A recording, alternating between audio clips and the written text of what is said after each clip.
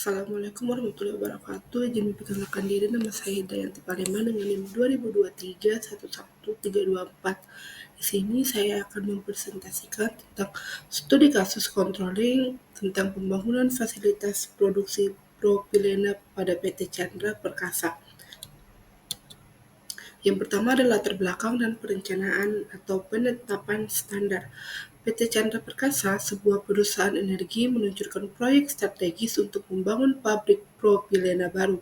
Proyek ini krusial untuk meningkatkan kapasitas produksi dan memenuhi permintaan pasar.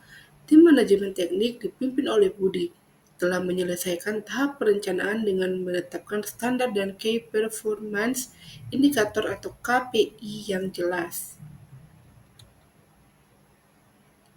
Standar kinerja utama atau the plan. Yang pertama ada jadwal proyek. Durasi total proyek pada 30 bulan. Penyelesaian tahap rekayasa detail atau Detail Engineering Design atau DED ditargetkan selesai pada bulan ke-6. Anggaran atau biaya. Total anggaran proyek adalah US$150 juta, biaya untuk pengadaan long lead item atau peralatan dengan waktu pemesanan lama seperti reaktor dan kompresor dialokasikan sebesar $40 juta. Kualitas keamanan. Kualitas pengelasan pipa harus memenuhi standar ASME B313, target zero accident atau 0 kecelakaan kerja selama proyek berlangsung. Selanjutnya ada pelaksanaan dan proses controlling atau praktik industri. Memasuki bulan ke-8, Budi dan timnya secara rutin menerapkan fungsi controlling untuk memastikan proyek berjalan sesuai rencana. Proses ini melibatkan 3 langkah utama. Yang pertama, pengukuran kinerja aktual atau measuring performance. Tim menggunakan berbagai alat dan metode untuk mengukur kemajuan proyek secara nyata. Waktu menggunakan software Primavera P6, tim melacak kemajuan aktual dan membandingkannya dengan baseline schedule. Mereka menggunakan analisis kurva S atau S-kurva analisis yang menunjukkan progres kumulatif pekerjaan. Biaya, tim keuangan proyek menggunakan SAP Project System Module untuk mencatat semua pengeluaran aktual. Metode Earned Value Management atau EVM digunakan untuk mengukur kinerja biaya dan jadwal secara terintegrasi. Kualitas dan keamanan. Tim Quality Control atau QC melakukan inspeksi harian termasuk tes radiografi pada sambungan las. Tim HSE atau Healthy Safety Environment mencatat man hours atau jam kerja aman dan melakukan audit keselamatan mingguan. Yang kedua ada perbandingan kinerja dengan standar, comparing performance to standard. Pada rapat evaluasi bulanan di bulan ke-8, data pengukuran menunjukkan adanya deviasi atau penyimpangan dari standar yang telah ditetapkan. Analisa deviasi.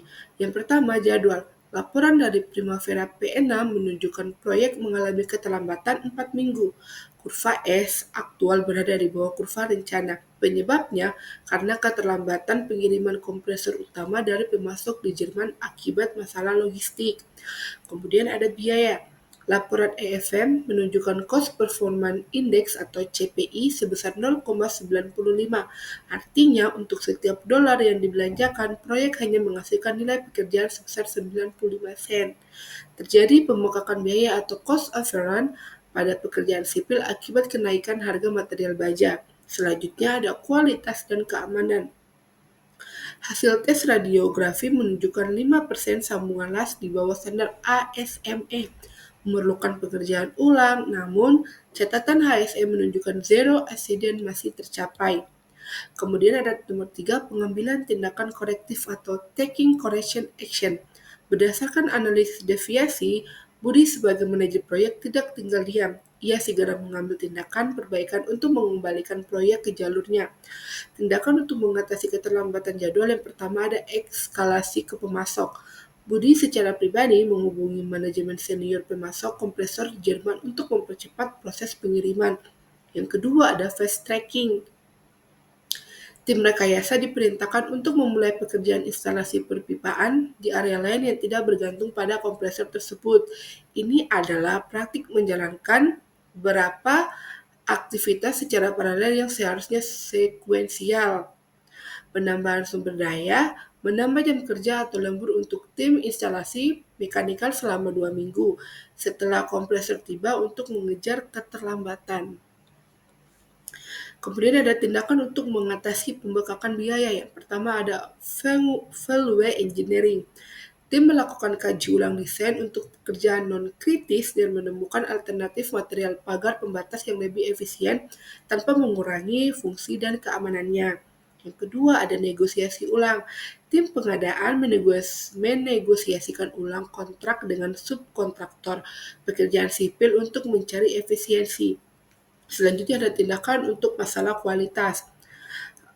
Nomor 3 itu root cause analysis atau RCA.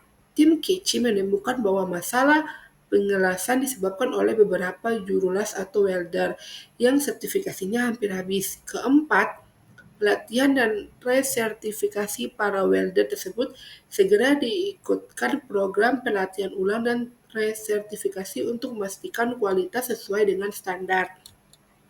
Kesimpulan dari presentasi ini adalah yang pertama, fungsi controlling atau pengendalian adalah pilar fundamental dalam manajemen teknik yang bersifat proaktif, bukan sekedar pemantauan pasif. Mendeteksi masalah secara dini tanpa proses controlling yang sistematis menggunakan alat seperti Primavera P6 dan metodologi FVM, penyimpanan kritis seperti keterlambatan 4 minggu dan pembengkakan CPI 0,95 mungkin baru akan terlihat saat sudah menghambat untuk diperbaiki. Selanjutnya, mendorong pengambilan keputusan berbasis data, tindakan kolektif yang diambil seperti fast tracking, value engineering, dan sertifikat juru las bukanlah keputusan acak. Semuanya didasarkan pada analisis data yang akurat dan memungkinkan solusi yang tepat sasaran dan efektif. Kemudian ada controlling adalah siklus aksi. Studi kasus ini membuktikan bahwa controlling adalah sebuah siklus dinamis, ukur, bandingkan, koreksi. Proses ini memastikan bahwa proyek tidak hanya berjalan, tetapi berjalan di jalur yang benar menuju tujuannya. Kemudian ada menjamin pencapaian target proyek. Pada intinya, controlling adalah mekanisme kemudi di sebuah proyek. Ia berfungsi sebagai jaring pengaman yang memastikan bahwa tantangan tak terduga dapat diatasi secara efektif, sehingga tujuan utama proyek dalam hal biaya, waktu, dan kualitas dapat tercapai. Singkatnya, perencanaan yang baik hanya akan berhasil jika didampingi oleh pengendalian yang kuat. Fungsi controlling adalah jembatan yang menghubungkan antara rencana di atas kertas dan realitas keberhasilan di lapangan. Berikut ada daftar pusaka yang saya gunakan. Sekian dari presentasi saya mohon maaf bila ada kurangnya. Wassalamualaikum warahmatullahi wabarakatuh.